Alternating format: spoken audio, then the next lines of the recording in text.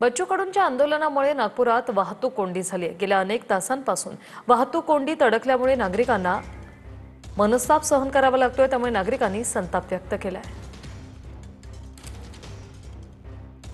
आम्ही नागपूरच्या बाहेर या भंडारा उड्डाणपूलच्या बाहेर फसलेलो आहे। इथे असंख्य गाड्या लागल्या आहेत। जवळपास 5 तास झालेला इथे जाम लागलेला आहे। मला आंदोलन करताना एवढंच सांगायचं आहे, तुमच्या ताकद आहे सरकारशी भांडायची तर सरकारच्या घरावर ताबा मिळवा, जनसामान्याच्या जीवाशी खेळू नका।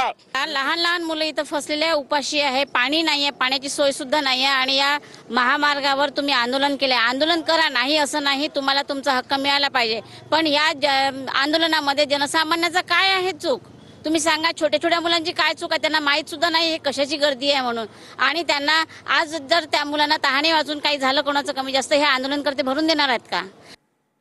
मोठ्या प्रमाणात वाहतूक कोंडी झाल्यामुळे नागरिकांना याचा मनस्ताप सहन करावा लागतोय। नागरिकांकडून चांगला संताप व्यक्त केला गेलेला आहे। बच्चू कडू यांच्या आंदोलनामुळे मोठ्या प्रमाणात वाहनांच्या लांबच लांब रांगा लागलेल्या आहेत, त्यामुळे जे नागरिक या रस्त्यावरून प्रवास करतात त्यांना या वाहतूक कोंडीचा त्रास सहन करावा लागतोय।